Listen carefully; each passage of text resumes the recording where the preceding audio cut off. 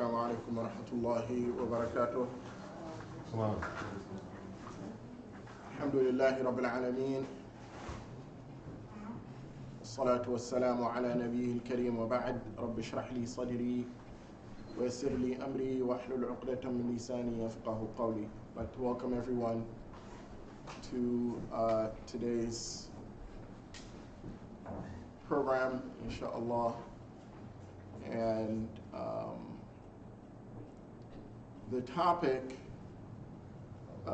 is specifically the virtues of fasting 6 of Shawwal. However, the conversation is a lot broader than focusing on just that.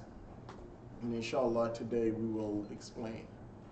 And before we can talk about Shawwal, we have to talk about Ramadan. We have to talk about Ramadan because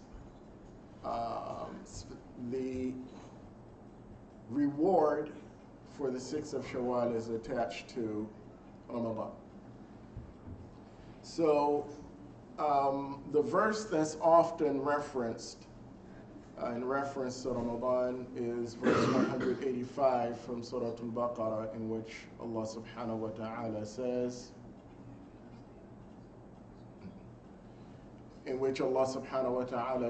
that the month of Ramadan is the month in which the Quran was revealed. وَشَهْرُ رَمَضَانَ الَّذِي أُنزِلَ فِيهِ الْقُرْآنِ. It's a very long verse. And Allah subhanahu wa ta'ala ends the verse or concludes the verse with the following. And we're going to focus on the conclusion of the verse, in which Allah subhanahu wa ta'ala says, أعوذ بالله من الشيطان الرجيم وَلِتُكْمِلُوا الْعِدَّةَ وَلِتُكَبِّرُوا اللَّهَ عَلَى مَا هَدَاكُمْ وَلَعَلَّكُمْ تَشْكُرُونَ. And that you complete the prescribed days or the numbered days, so that you glorify the greatness of Allah subhanahu wa ta'ala for guiding you to Islam, and that you may be grateful to Him. Can everyone hear me? Yes? Okay. I don't think the microphone is on, so. Everyone here back there? Good.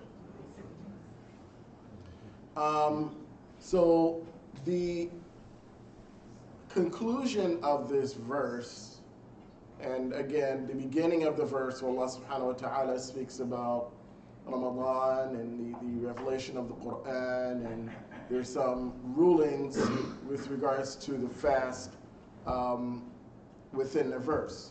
But at the end of the verse, Allah subhanahu wa ta'ala speaks about completing the prescribed days.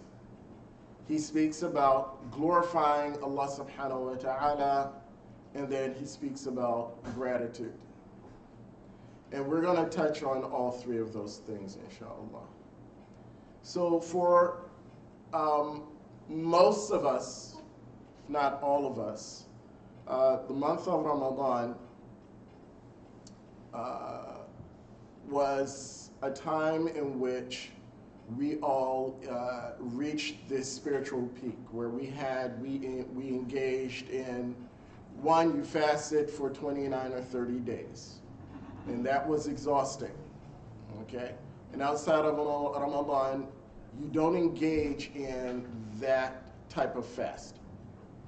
So that type of fast is restricted to the fasting of the month of Ramadan. And if the closest thing that would come to that is the fast of the Prophet Dawood alayhi salam, where he would fast every other day.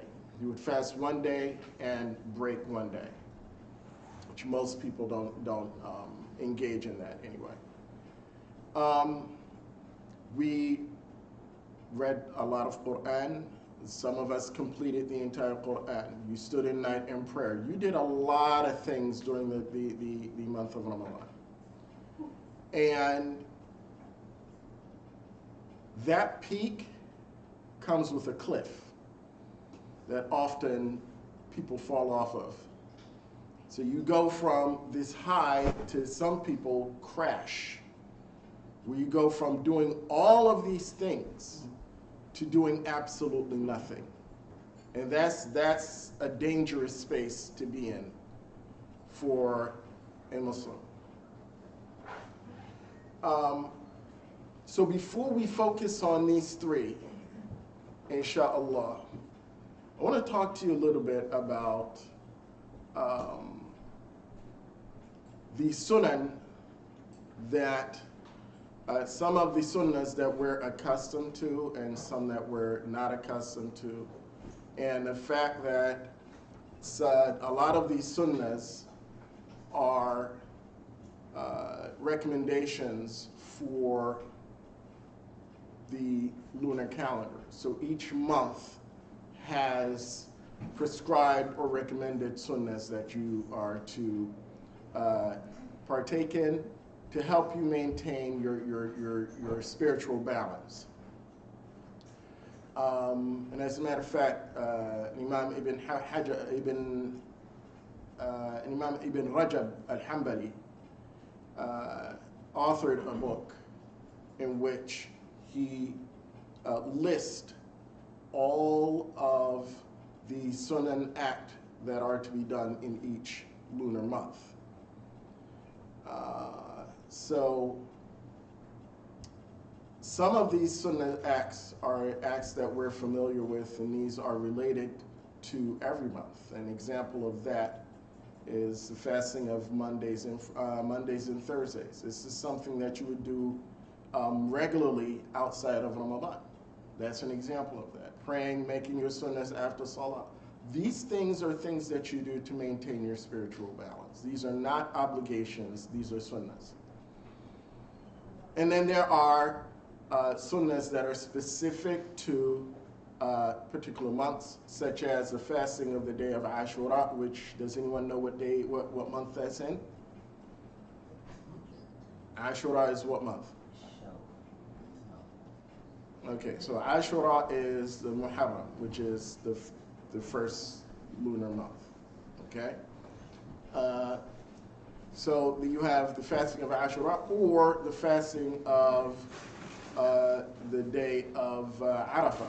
The day of Arafah, of course, is in Dhul Hijjah, absolutely.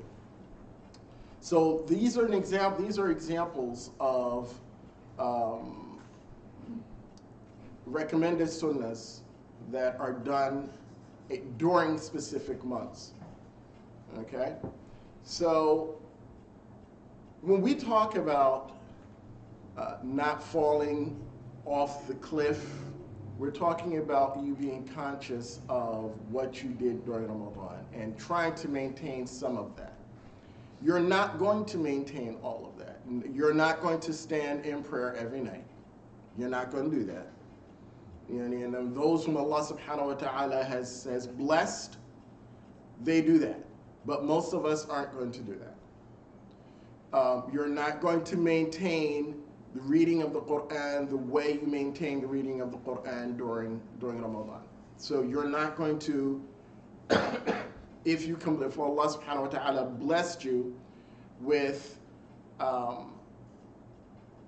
completing the entire Quran during the holy month, that's not something you're going to do every 30 days. Okay, unless, of course, you've committed yourself to doing that, and there's tremendous reward in doing it. So it's making sure that you include in your spiritual maintenance, is a term that we've been using now for months, certain things that will keep you balanced. So you don't go from, making all the salah you can make to not making salah. You don't go from, reading a ton of Quran to not touching the Quran. So maintaining a balance where if I'm reading every day, but I may not be reading what I read during Ramadan, right? Fasting Mondays and Thursdays is a good thing to help keep you balanced. And what we're going to talk about today, which is the fasting of the 6th of Shawwal, which again would be of tremendous benefit to anyone who Allah subhanahu wa ta'ala blesses to do that. And by the way, today is the 19th of Shawwal, which means that you have approximately 11 days. Today doesn't count, so let's say there are 10 days left if you're considering doing this, and we're going to talk a little bit about that, inshallah. So, going back to the verse. So I said that we have to talk about Ramadan before we can talk about Shawwal. And I reference the verse 185 from Surah Al-Baqarah, and the end where Allah subhanahu wa ta'ala speaks of completing the prescribed days. And why is it important that we focus on completing the prescribed days, or the iddah? And if you heard the word iddah, and I'm sure you've heard the word iddah before. Has anyone heard the word iddah before? Okay, what's the meaning of the word iddah? Absolutely. What's the meaning of the word iddah? Who knows? Time period. Okay. Time period in which? Okay, so the word iddah is used in reference to divorce, and it's a term that's used in reference to divorce. The word iddah is specifically a reference to a set amount of time. Basically, that's all that iddah means. So if we're talking about talaq or divorce, and you're talking about iddah, you're talking about a set number of days. The same way with Ramadan, we're talking about a set number of days. And those set number of days have to be complete in order for your fast to be complete, and we all understand this, we all know this. So in order for your Ramadan to be complete, you would have had to have fasted 29 or 30 days. So if you only fasted 28 days or 27 days, then you did not complete the iddah. You did not complete the prescribed number of days in order for you to be credited with fasting or completing the fast of Ramadan. And this is important for many reasons, because one, as it relates to the individual completing what Allah subhanahu wa ta'ala obligated them to, which is the fasting of Ramadan. You have to fast at 29 or 30 days, depending. And two, in order for a person to even consider fasting the 6th of Shawwal, you cannot fast the 6th of Shawwal if you haven't completed the iddah. So if you're in a position where, and we're going to talk about this a little later, where you had to miss days for whatever reason, then that has to happen before you can fast the 6th of Shawwal. Additionally, so when Allah subhanahu wa ta'ala says, وَلِتُكْمِلُوا الْعِدَّةِ, so we talked about the word al-iddah. And then he mentions, وَلِتُكَبِّرُوا اللَّهَ عَلَى مَا هَدَاكُمْ. All right? تُكْمِلُوا الْعِدَّةِ, when you complete the prescribed days, and he speaks about glorifying Allah subhanahu wa ta'ala's greatness. What does this mean?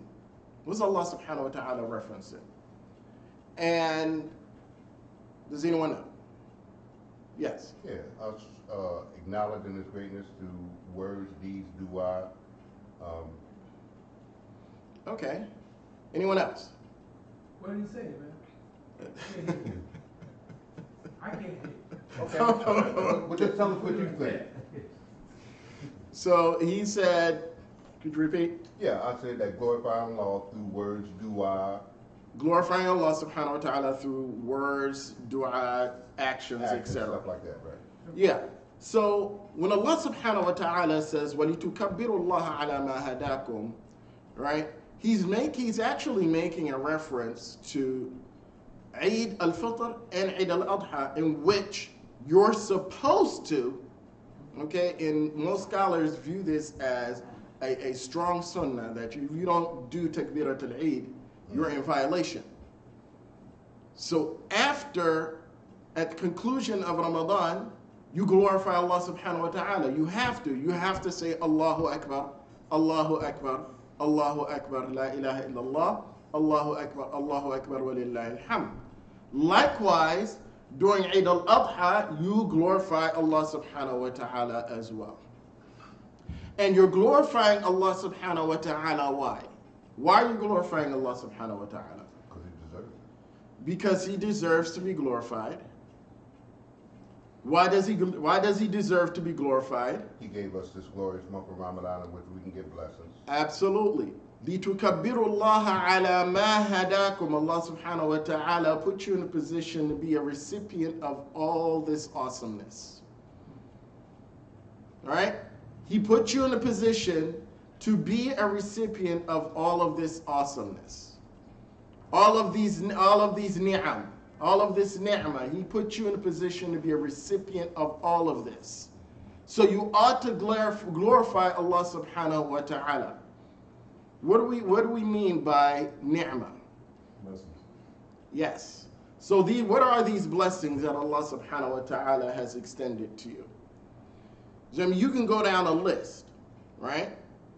You can compile a list, and whatever list you compile, the list will be deficient. Right? We acknowledge that. We acknowledge that whatever list we compile, our list will be deficient. So Allah subhanahu wa ta'ala is reminding you, one, to glorify Him, and two, that you can't thank Him. No. See, understanding that you cannot truly thank Allah subhanahu wa ta'ala is in fact gratitude. You have to understand that. There's nothing that you can say or do that will be sufficient, that will equal what Allah subhanahu wa ta'ala is giving you. So when you look at Ramadan and you look at the reward, which Allah subhanahu wa ta'ala, Prophet sallallahu alaihi wasallam tells you is Allah's business. So in essence, no one can say with any degree of certainty what the reward for fasting Ramadan is, other than it's tremendous. Right? So you demonstrate your gratitude. Allah subhanahu wa ta'ala tells you that you have to fast Ramadan. And you fasting a month is an act of gratitude, because any act of ibadah is gratitude to Allah subhanahu wa ta'ala. So you do this, you put yourself through this grueling exercise for 29 or 30 days. And at the end of the conclusion of the 29 or 30 days, Allah subhanahu wa ta'ala rewards you. Right? And that's part of the Eid. That's part of the joy. Inshallah. Now, I don't know, because sometimes when, Muslims show up to the Eid, it's like, when you show up to the Eid, you have to show up with the attitude that, I recognize that I just earned this tremendous reward. I feel that. And, Ibn Rajab says in the chapter on the virtues of Shawwal, that not having that, not feeling that, is a sign that your fast was not accepted. When you don't feel that joy that Allah subhanahu wa ta'ala has given you on the day of the Eid, you don't show up with this energy like, wow, alhamdulillah, I just did this, then your fast clearly was deficient. So understanding that there is nothing that we can do, no matter, because listen, you fast Ramadan, right? Allah subhanahu wa ta'ala gives you. How are you going to repay that? How do you repay something that you can't, the reward, you can't quantify? Right? Then he follows that up with, another offer. The other offer is what we're going to talk about today. And how do you repay that? And for everything that you do, there is a reward attached to it. For every hasana that a believer does, Allah subhanahu wa ta'ala magnifies by or multiplies by a minimum of 10. Everything. Everything that you do that is good. So every time you do, Allah gives, and there's as Allah subhanahu wa ta'ala tells us in the Quran, أعوذ بالله من الشيطان الرجيم, وَإِن تَعُدُّوا نِعْمَةَ اللَّهِ لَا تُحْصُوهَا. All right, he says, if you were to try to enumerate Allah's blessings, you can't. You can't. There's no way for you to list. There's no way for you to repay. Focus on doing what? Demonstrating your gratitude through your good deeds. So coming out of Ramadan, that should be our focus. Maintaining some of that. You're not going to maintain all of that. The generosity that you demonstrated and exhibited during Ramadan, you're not going to feed people every week. And some of us do, alhamdulillah. You're not going to feed people every day. You're not going to give sadaqah the way you gave sadaqah. But don't fall all the way off where it's almost like during the month of Ramadan you pretended to be someone that you're not. That's how Imam Ibn Rajab describes it, as during Ramadan you were an actor. Ramadan ends and then, I'm back to being my true self. The purpose of Ramadan is to build, all right? And when you build something, you don't want to destroy the foundation as soon as you're done. When you built this structure, okay, it's complete now. Let me get the sledgehammer or the wrecking ball and destroy that. You can't do that. That's not, spiritually, that's what you're doing when you completely fall off. So, وَلِتُكْمِلُوا الْعِدَّةَ وَلِتُكَبِّرُوا اللَّهَ عَلَى مَا هَدَاكُمْ وَلَعَلَّكُمْ تَشْكُرُونَ. So, it's important that we talk about those three things before moving on to what we're here to talk about, which is the 6th of Shawwal. And fasting the 6th of Shawwal is, according to the majority of the scholars, recommended. Recommended meaning that it's not necessarily a sunnah, it's mustahab. And according to Imam Malik, this is Imam Malik's opinion. And Imam Malik discouraged people from fasting the 6th of Shawwal. Why did he discourage people from fasting the 6th of Shawwal? Because he didn't want people to get the impression that fasting the 6th of Shawwal was part of Ramadan, that it was an obligation. So you'll find that Imam al-Shafi'i, Imam Abu Hanifa, Imam Ahmad all recommend it, and Imam Malik does not. But the Malikiyya do. So the Maliki madhab is mustahab. That, again, and I mentioned that was Imam Malik's opinion during his lifetime. And he made that judgment based on what he observed. Okay? He made that judgment based on what he observed. And of course, later on, people understood that this wasn't an obligation, so now it's a recommendation. And the recommendation is that you do what? You fast 6 days out of this month of Shawwal. And if you've already done that, may Allah subhanahu wa ta'ala grant you the reward. And we're going to go over the hadith in a minute.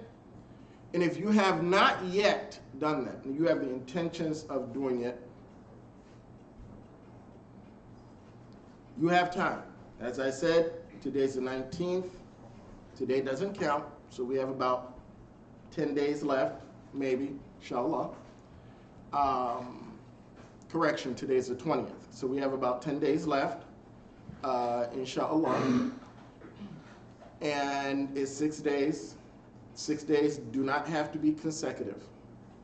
Okay, so you don't have to fast 6 consecutive days in order for you to receive credit or receive the reward for fasting the 6 days of Ramadan.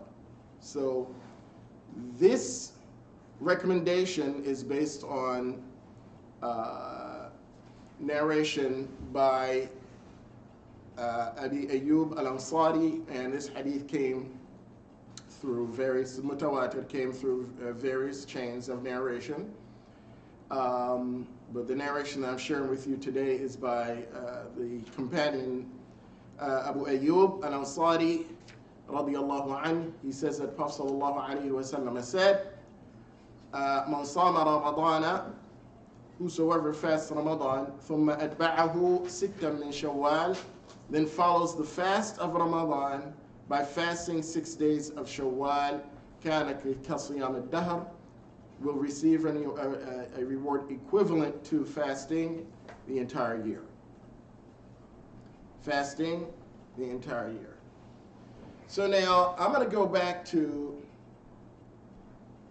the last two words in verse 185. Allah subhanahu wa ta'ala says, وَلَعَلَّكُمْ تَشْكُرُونَ. And that perhaps, he said perhaps, لَعَلَّ in Arabic means perhaps. Perhaps you may be thankful. All right? So after,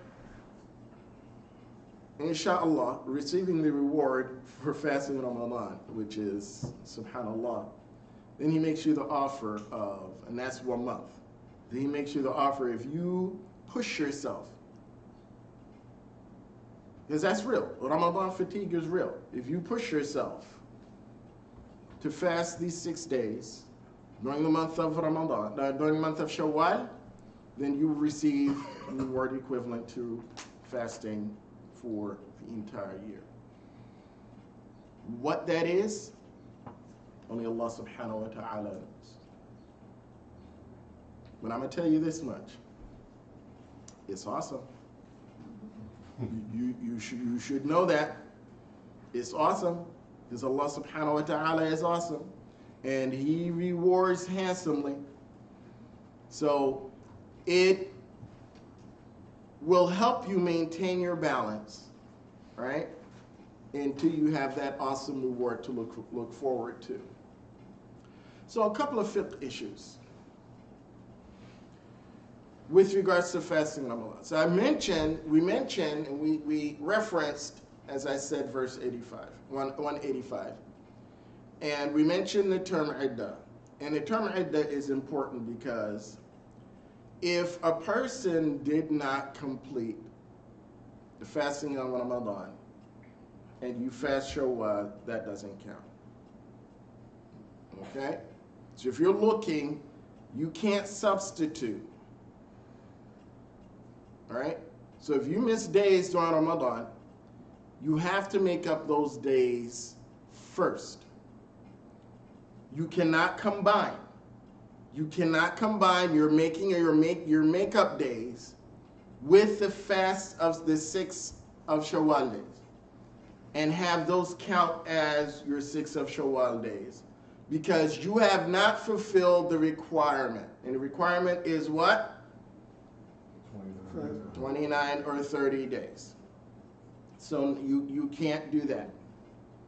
If you have days that have to be made up, that is priority, because that's an obligation, and fasting the 6th of Shawwal is a recommendation. This is something that, inshallah, we already know. We had mentioned this a few months ago with regards to salah, with regards to coming into the masjid and praying Tahiyatul Masjid when the imam is on the minbar. So you have an obligation, which is you giving the imam your full attention, and then you have a sunnah.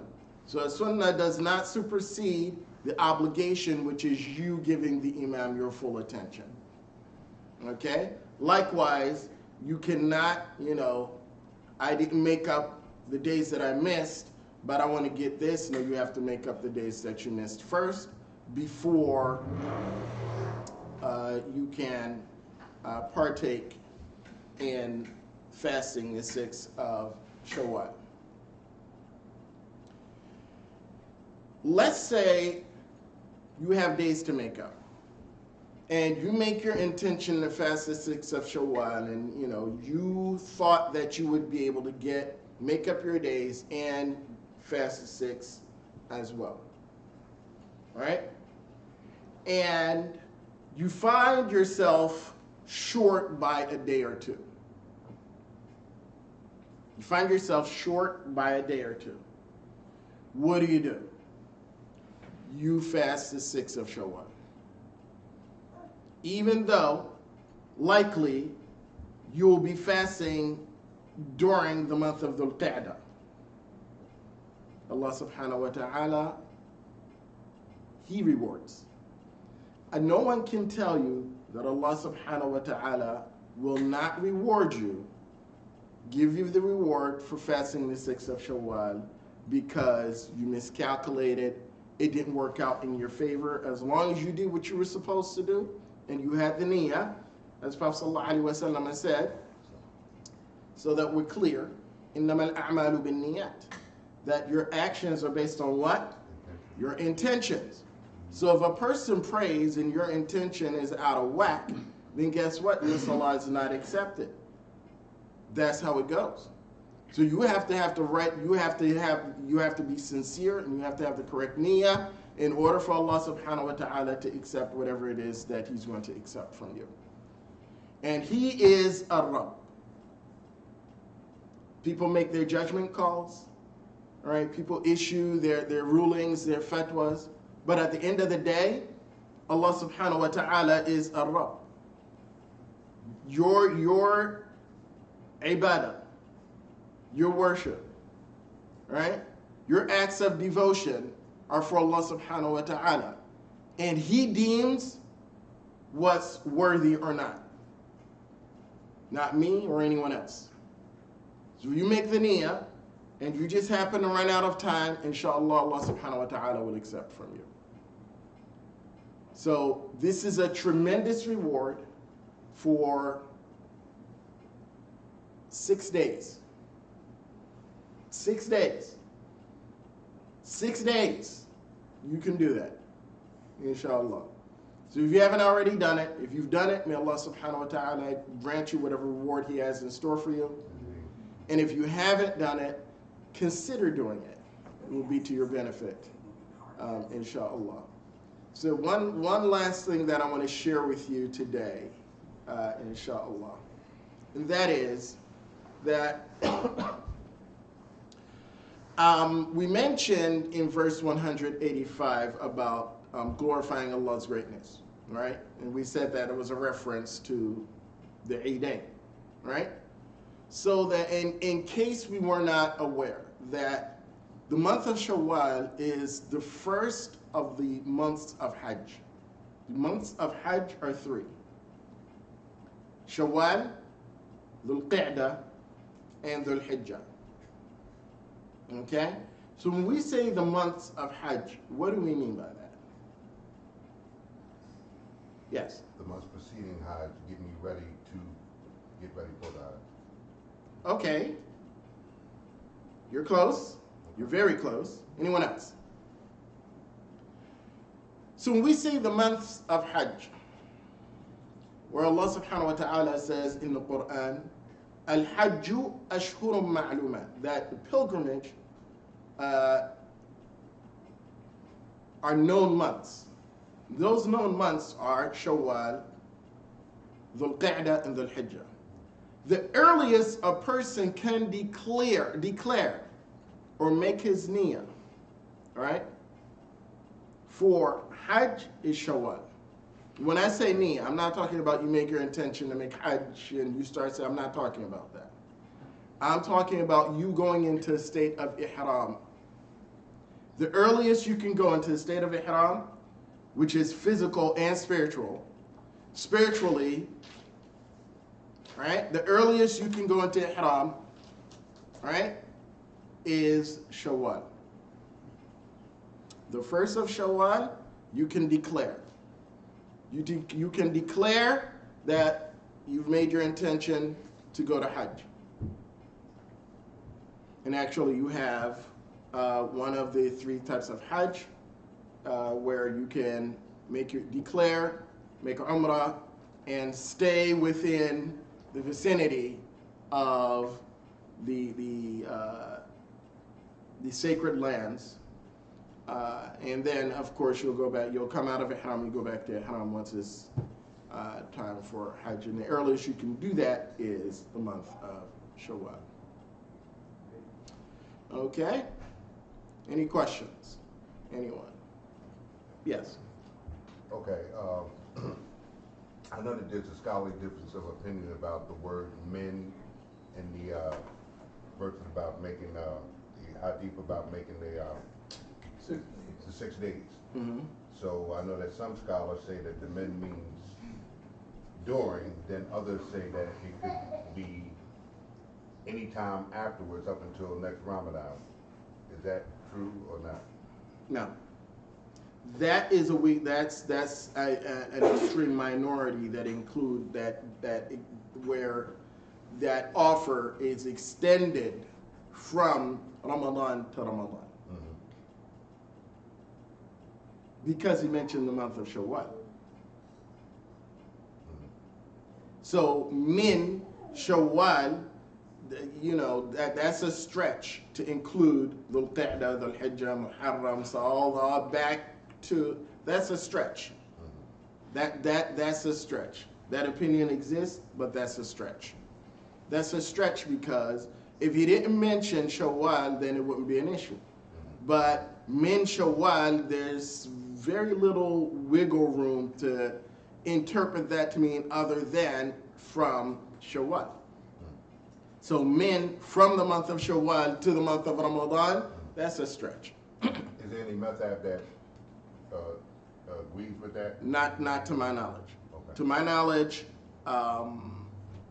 the four madhahib are consistent with regards to the 6 being during the month of Shawwal, those 6 days. Those 6 days. And what I mentioned to you today with regards to the fasting of it, and I mentioned to the opinion of Imam Malik, which is not the popular opinion in the madhab.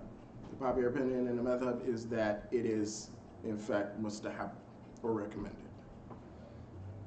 Okay? Anyone else? Yes. I know I'm late, but what was Imam Malik's opinion? If it was So Imam Malik was his opinion was that fasting the 6th of Shawwal is not recommended, and he said that because he was fearful that people were under the impression that fasting the 6th was an obligation, which it is not. Okay, so throughout the madhab, consistently, it's a recommendation, and that fatwa that he issued was restricted to that time period. So whatever it is that was going on at the time that led him to that judgment is what led him to that judgment at that time. And again, this isn't something that so that we're clear, this isn't something that you were supposed to do. This is something that you can do. Okay?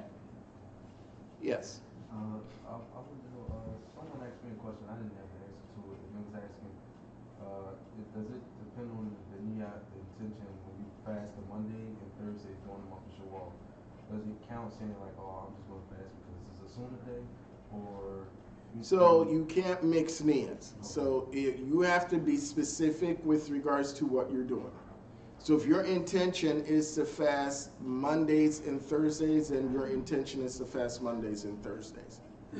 If your intention is to fast the 6th of Shawwal and Mondays and Thursday, and you've decided that you're going to fast those days consecutively, then you make your intention to fast the 6th of Shawwal, and if Allah subhanahu wa ta'ala wants to reward you for fasting Mondays and Thursdays, then Allah subhanahu wa ta'ala will do that. But you can't have a dual intention like that. That doesn't, yeah. All right? Yeah.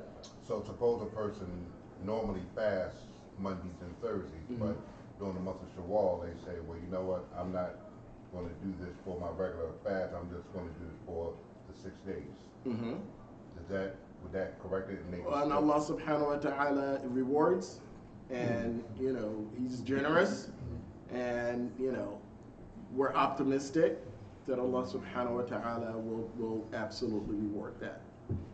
So it sounds like you're suggesting that they would probably need to pick 2 other days a week if they were going to do it. Not necessarily, not necessarily, because when you look at it, so when you look at the fasting of Mondays and Thursdays, and there's a reward for that. But then look at the fasting the 6th, there's no comparison. So you're not losing anything, it's a win-win. There's no loss. There's no loss. You're not missing out on anything if you're not fasting Mondays and Thursdays, or if your Mondays and Thursdays are included in. You're not missing anything. I mean, it's a win-win. And Allah subhanahu wa ta'ala rewards handsomely. Subhanahu wa ta'ala. He rewards handsomely. There's no loss. There's no loss. You know, so a lot of times, again, we think favorably of Allah subhanahu wa ta'ala, which is something that we were supposed to do.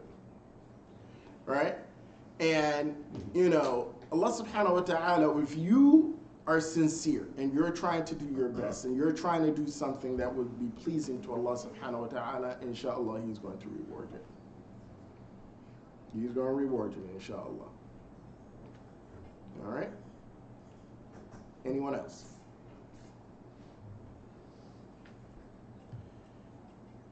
Okay, so if there aren't any other questions, inshallah, yes, go ahead. So, just to piggyback on what Brother Ibrahim was saying, in the event that someone missed a day during Ramadan for whatever the reason, sick, or you know, sister, or she's sick or something, you know, and they choose after Ramadan to make up those days within, so that combining your niyyah, you can't combine your niyyah. So your makeup day, either that has to be done at a later time. Nope. You cannot delay an obligation to do a sunnah. Okay. You know why? So what if you delay the obligation and you do the sunnah and you pass away? Oh my God.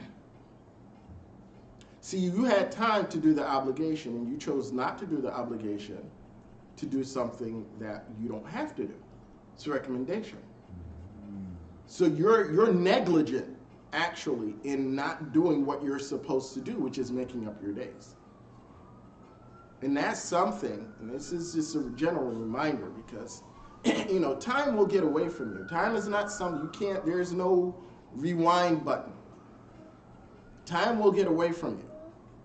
It will get away from you. And, you know, if you're well, right, then you should attempt to make up your days as quickly as possible, because there are no guarantees.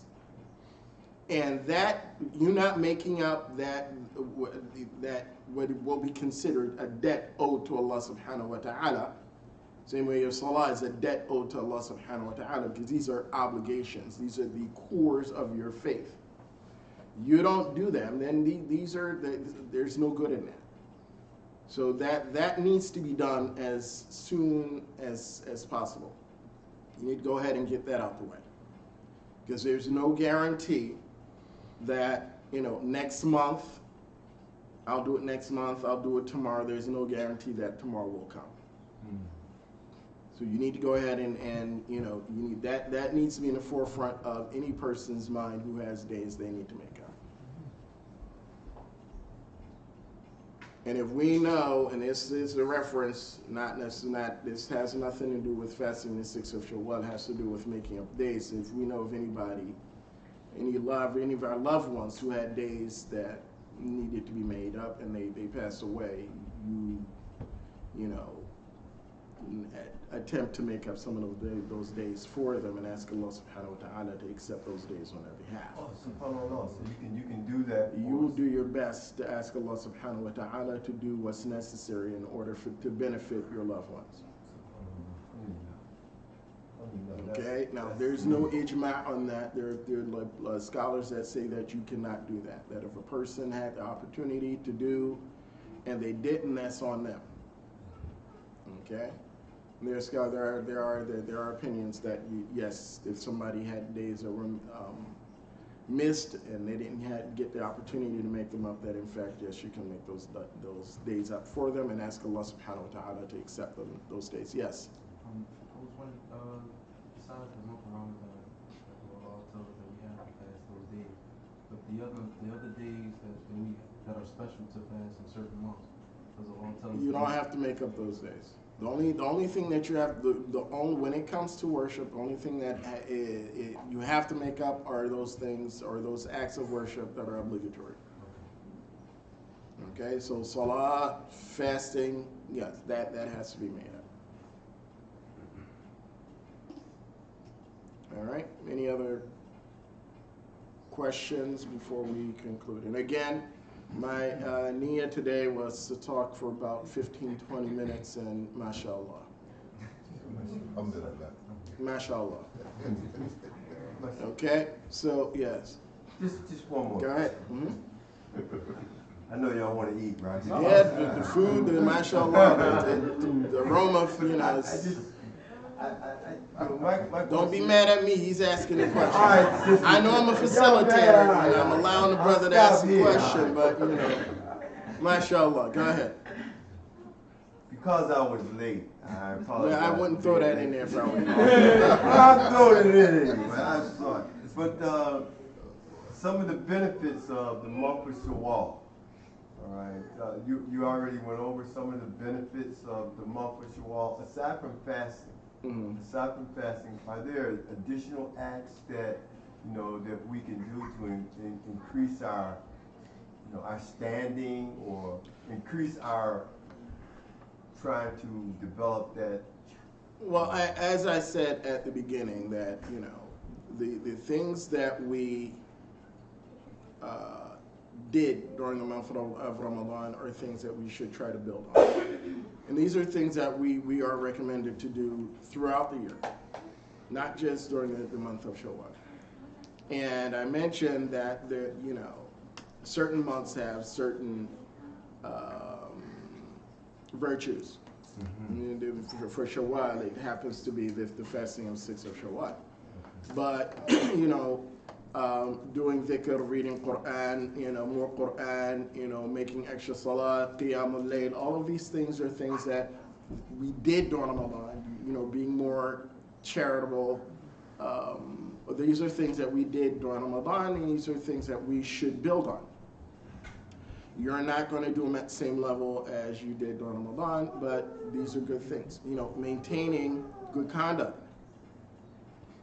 You can't, and I want us to understand this. A person can do all of these rituals, but you have poor adab, you have poor conduct, and it cancels all that out. So, making sure that you have good conduct is imperative.